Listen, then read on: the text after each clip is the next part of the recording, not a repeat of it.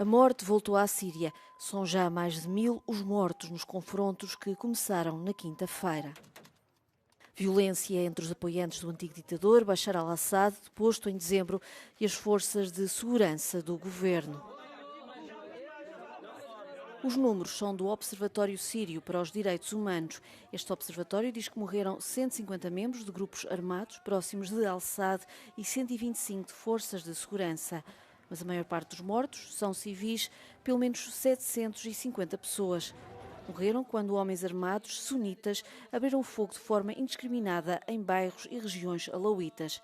As casas onde viviam foram também saqueadas e incendiadas. Estes confrontos ocorreram em cidades junto ao mar, uma zona onde vive uma grande comunidade alauíta, uma minoria que apoiava o regime de Bashar al-Assad. Este é o momento mais mortífero na Síria em mais de uma década e o primeiro grande desafio na credibilidade do novo governo. A decisão do presidente dos Estados Unidos de suspender a ajuda militar à Ucrânia está a provocar ondas de choque na Europa. Em Itália já há protestos por todo o país. Roma reforçou a importância da unidade do Ocidente perante a Ucrânia e voltou a declarar apoio a Kiev. Mesmo assim, os ucranianos em solo transalpino estão preoccupados com as consequências da posição do Washington.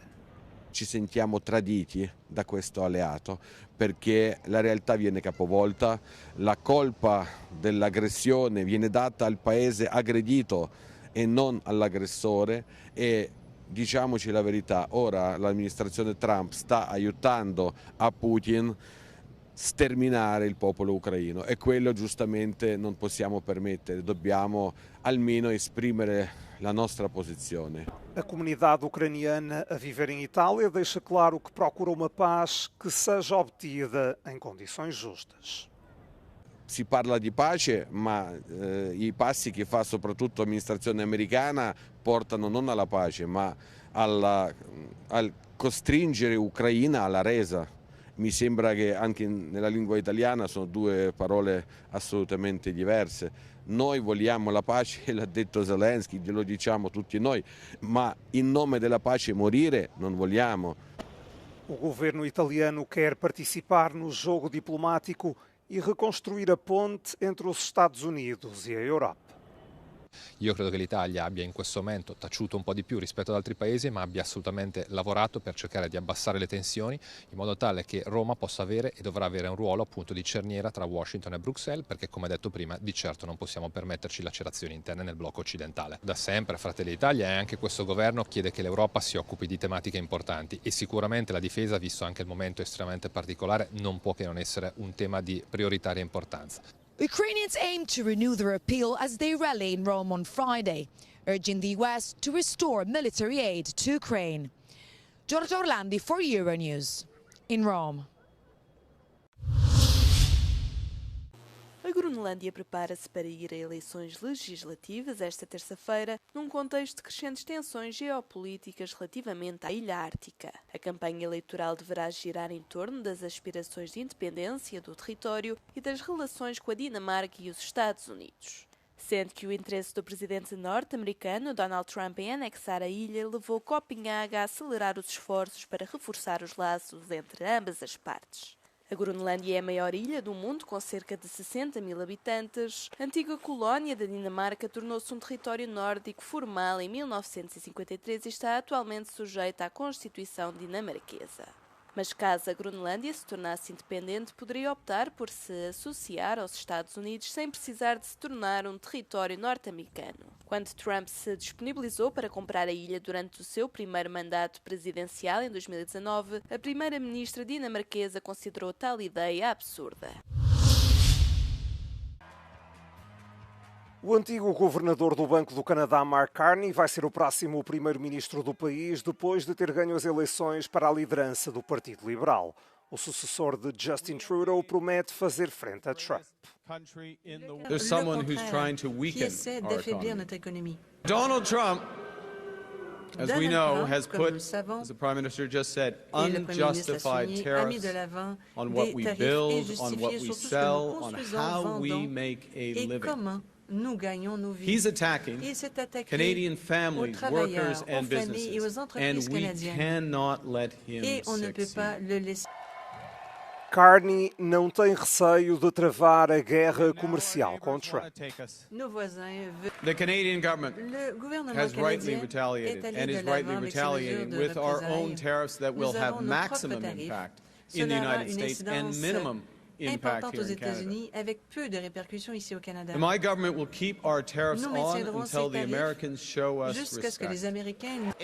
Mark Carney, de 59 anos, derrotou a ex-ministra das Finanças, Chrystia Freeland, com quase 86% dos votos. Em 2008, enquanto governador do Banco Central do Canadá, Carney ajudou o país a conseguir uma rápida recuperação da crise financeira.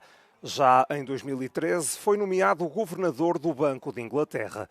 Tornou-se o primeiro cidadão não britânico a assumir o cargo. Mais recentemente, em 2020, desempenhou as funções de enviado especial das Nações Unidas para as alterações climáticas e as finanças. O economista formado em Harvard e com experiência em Wall Street poderá não manter o cargo durante muito tempo. Espera-se que marque eleições em breve e poderá enfrentar uma moção de censura no final do mês. Portugal está novamente mergulhado numa crise política. Nada deixava antever que uma notícia que fazia a ligação entre a empresa familiar do primeiro-ministro e um aparentemente inexistente conflito de interesses seguisse os caminhos que seguiu. 2 moções de censura em menos de uma semana que acabaram rejeitadas, uma moção de confiança com chumbo pré-anunciado perante a falta de apoio na oposição e novas eleições legislativas equacionadas para maio pelo Presidente da República. A revelação de que a empresa da família Montenegro recebia 4.500 euros de um grupo de casinos sobre os quais o Governo terá de decidir este ano quanto aos contratos de concessão foi o gatilho para este desfecho. Depois de uma denúncia anónima sobre a situação do Primeiro-Ministro à Procuradoria-Geral da República e de a oposição acenar com um inquérito parlamentar, Montenegro quis dar um murro na mesa, alegando que o país precisa de clarificação política e que mais vale 2 meses de instabilidade do que 1 ano e meio de degradação. Isto nunca tinha acontecido em Portugal, haver uma moção de confiança que, pelo visto, vai ser reprovada, mas que não tem a ver com a desconfiança na ação política do governo que se está a governar mal, mas tem a ver com as próprias condições de integridade, se tem ou não tem, do próprio Primeiro-Ministro, que é o líder desse mesmo governo. O Presidente da República já admitiu que, no caso de o governo cair, a primeira data possível para o país ir às urnas é 11 e 18 de maio. Nas ruas de Lisboa, os portugueses parecem não querer ir a eleições e pedem mais transparência ao Primeiro-Ministro. Não vejo uma grande saída para o país, não me parece que as eleições vão resolver absolutamente nada, manterá mais ou menos o mesmo modelo de distribuição de deputados, mais para cá ou mais para lá, e vamos entrar num outro impasse. Dada a situação, é melhor esclarecer com eleições do que estarmos aqui a empatar e não saímos do mesmo lugar. Acho que há pouca transparência e acho que eles deviam mesmo era desistir do governo, não é? Mas as eleições é uma chatice. Eu acho que vai ser uma despesa muito grande para o país e quem paga isso tudo somos nós mesmos.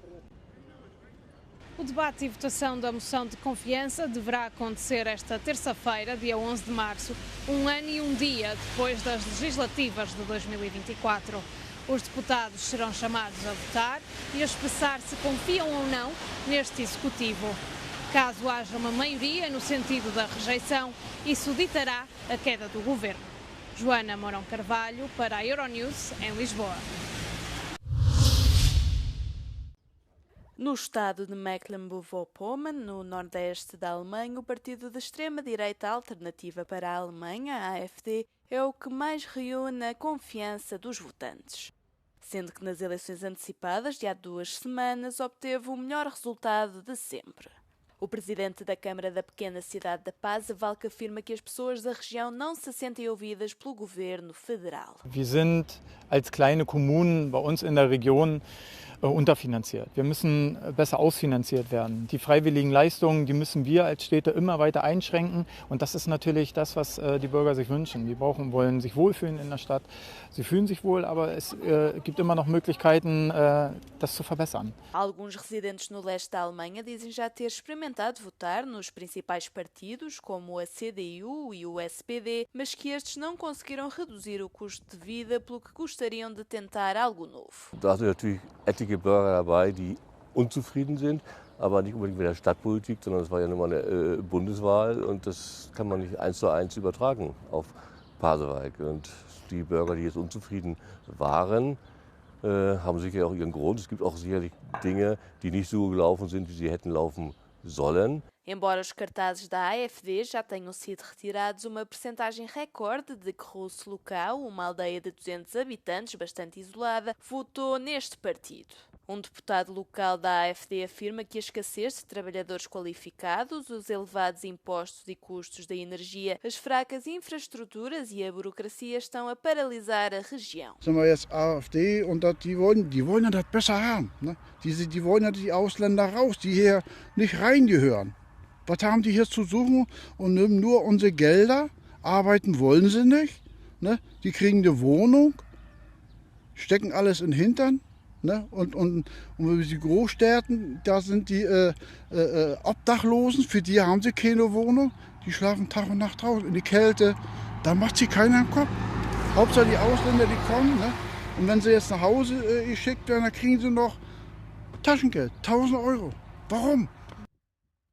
Por agora, o novo governo alemão terá de reanimar a economia, especialmente se quiser trazer os eleitores de volta para os partidos estabelecidos.